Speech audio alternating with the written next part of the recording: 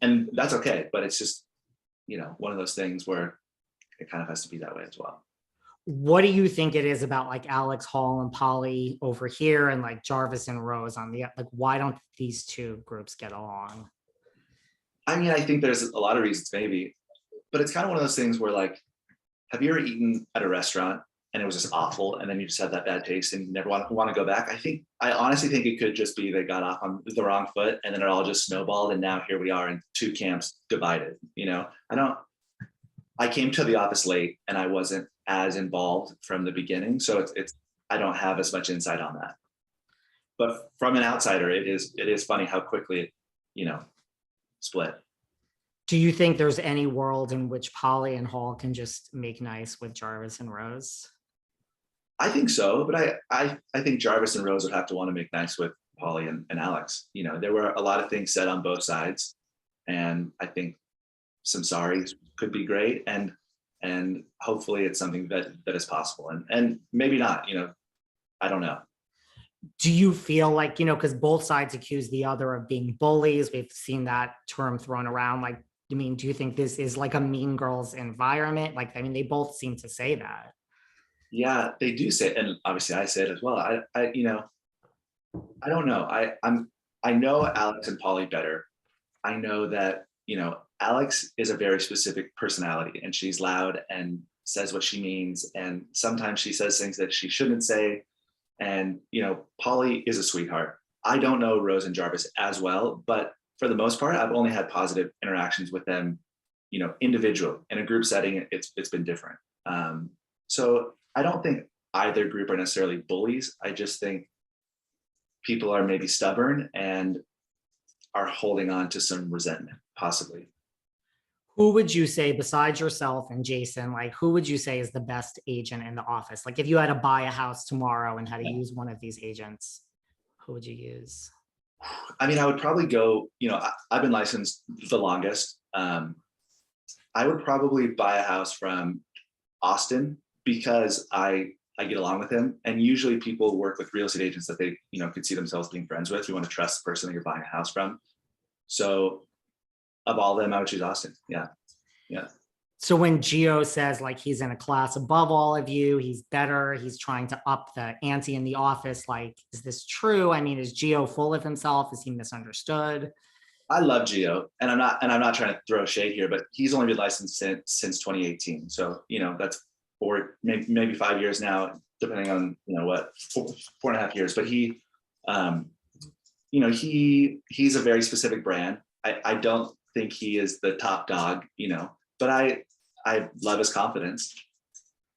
He's very confident, which is great. Do you bond with him in any sense that, I know your father's like a huge deal, like the fact that he has a mother who's also been in the business, like that's kind of a similarity. It is cool. Yeah. We definitely have that parallel, and he still works with his mom a lot, so I think it is something that we both bond over, and we both feel that pressure to succeed like our parents have.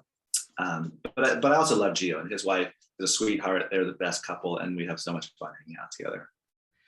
Well, we talked about like your father and being able to go to him for advice on real estate, but everyone knows you also have a wife that's in the media and entertainment business, Brittany Snow. How did she feel about you joining the show?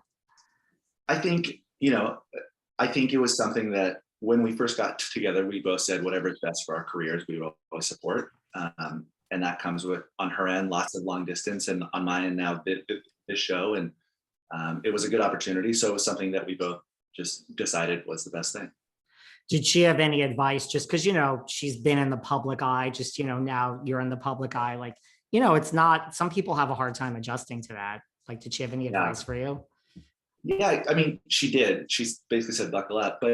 But it's also different because a reality show versus, TV and movies, at least people usually understand you're playing a character. With reality TV, people take everything that they see as gospel. So there's not really a lot of advice you can give other than just, try and do your thing. And buckle up. Buckle up. Has it happened yet, or are you guys prepared? Like, I imagine it's going to be somewhat strange. Like, I'm sure, listen, there's a lot of Brittany Snow fans out there. People come up, you're walking around, they want a picture. Like, are you guys prepared for when someone comes up and they're like, Hey, Tyler. I mean, that's not something that I mean, we're in Orange County too, so I feel like it's different. It's not, you're not in LA or New York where there's paparazzi and things like that. So, yeah, I don't know. Like that will be a funny moment, but we'll see. That is true. I mean, you're not in LA, so that's. Have you guys watched the show together? Like, have you watched the whole thing with her? Or has she watched it? Yeah, we've seen all the episodes. We didn't watch it together. I only watched it one time actually, and I one and done. I'm good. But yeah, we both seen it. So obviously, I mean, you guys have talked about it all. I know you have a very strong marriage, but like, was that hard for her to have like this be like, did you know this was going to be part of the storyline? And has that been hard for her in the sense that it is? I mean, I assumed that this would be part of the storyline, but I didn't anticipate it being as much of the storyline as it became. And that was kind of another reason why I continue to try and squash it throughout filming is I don't want this thing to grow legs when it was something that could have been handled very quickly. But something that makes our relationship great is trust on both sides. We have to have that in order to make this thing work, especially in the public eye. So yeah, no, it was a couple of conversations and something that we just had to prepare for, I guess. Well, in my experience with things with reality TV, whatever has legs today will not have legs within, a hot minute. So Perfect. Yeah, hopefully we're halfway through this hot minute.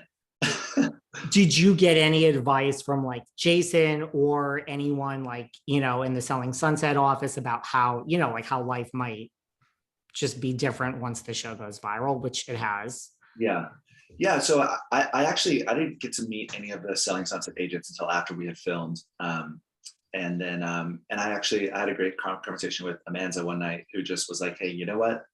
People are gonna hate you. People are gonna love you. Just run with it. And it's true. It was, people are gonna love it. People are gonna hate it. People are gonna feel how they feel. But ultimately, the Oppenheim group is a big dysfunctional family, and we all love each other, even if we don't always like each other. And hopefully that comes across in addition to the drama. So As people watch like this first season, like what do you want them to take away from you? Just like what do you want them to know about you? I think I've got a lot more to show in future seasons. I think I kind of got locked up in that drama scenario, and I sold more houses too than what were on the show. So I'm excited for them to see my business. I'm excited for them to hear some more about me and what makes me me. What do you love best about real estate? I love I love a lot of things.